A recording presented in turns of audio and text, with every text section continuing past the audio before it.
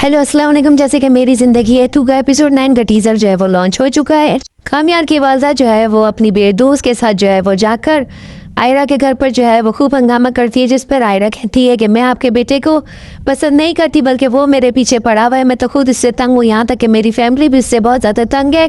कामयार की वालदा को जब आयरा शिकायत करती है तो वो घर पर जाकर बताती है, जिस पर कामयार अपनी वालदा को टोकते हुए कहता है कि आखिर आपको क्या ज़रूरत थी जो आप लोग मेरी इजाज़त के बगैर जो है वो आयरा के घर के आइंदा इस घर में से कोई नहीं वहाँ पर जाएगा। इश्तियाक का रिश्ता जो है वो फलक के ले जाता है और वो लोग जो है जब वजह पूछते हैं कि ऐसी कौन सी गलत फहमी थी, अगर इस तरह की गलत फहमी आइंदा भी आपकी ज़िंदगी में आ गई तो क्या आप मेरी बेटी के साथ छोड़ देंगे। जिस पर इश्तियाक बताता है कि वो किसी लड़की को पसंद करता था लेकिन इस लड़की ने उसे धोखा दिया। वो जैसे कि असल वजह पता है कि कामयार की गलत फहमी की वजह से ये सब कुछ हुआ है। यहाँ पर इश्तियाक अपनी माफ़ी मांग लेता है, जिस पर जो है उसके वालिद जो है वो अपनी बेटी को जाकर पूछते हैं। फलक तो पहले इश्तियाक को पसंद करती है और उसके घर वाले भी जो है उसका रिश्ता इश्तियाक के साथ तय कर देते हैं। वहीं पर जो है बात पक्की हो जाती है, घर वाले बहुत खुश होते हैं।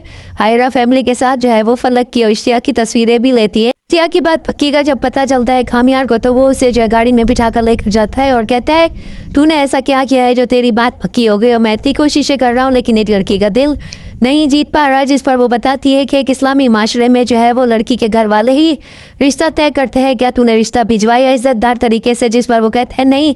तो फिर वो कहते हैं कि तू जो है आज तक आयरा के सिर्फ पीछे पड़ा हुआ है, तू पहले अपने घर वालों को समझा और रिश्ता लेकर जा। यहाँ पर वो घर वालों को धोल चमक कर कहता है अगर आप लोग मेरा रिश्ता आयरा के घर लेकर नहीं जाएंगे तो ये सारा कारोबार जो है वो मैं ट्रस्ट को दे दूंगा। जिस पर उसके वालिद और वालदा को ब्लैकमेल होना पड़ता है। जब वो लोग जो है आयरा के घर रिश्ता लेकर जाते हैं तो उसके वालिद कहते हैं मुझे तो ऐसा लग रहा है कि तुम अपने अम्मी और अब्बू को बंदूक की जोर पर यहाँ पर लेकर आए हो। तरीके से बरखुरदार रिश्ते नहीं होते हैं। तुम अपने घर वालों को क्या समझते हो जब तुम अपने घर वालों की इज्जत नहीं करते हो। यहाँ पर वो आयरा को भी इशारा करता है कि तुम चुप रहना, मैं सब कुछ संभाल लूंगा।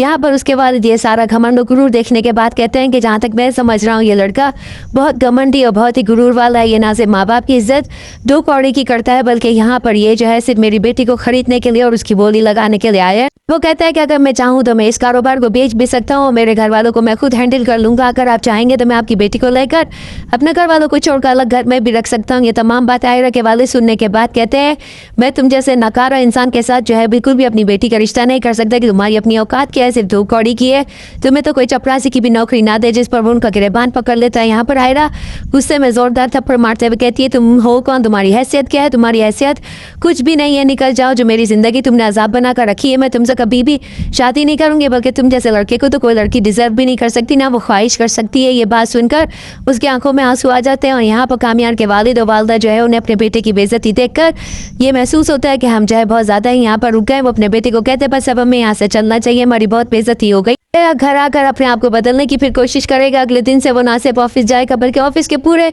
स्टाफ को चेंज करेगा और खूब अंत तक मेहनत करेगा। यहाँ पर वो एक प्रोजेक्ट भी हासिल कर लेगा जिस पर उसकी पूरी कंपनी उसकी तारीफ करेगी। इश्तियाक जो है वो आयरा को समझाने की कोशिश करेगा कि वो दिल का अच्छा है, वो अपने आप को बदलने की कोशिश कर रहा है। यहाँ पर कामयार की दोस्त जो है वो आकर उसे कहती है मेरे दोस्त का पीछा छोड़ दो। जिस पर आयरा कहती है अपने इस दोस्त को जो है संभाल कर रखो, मुझे इसमें कोई दिलचस्पी नहीं है।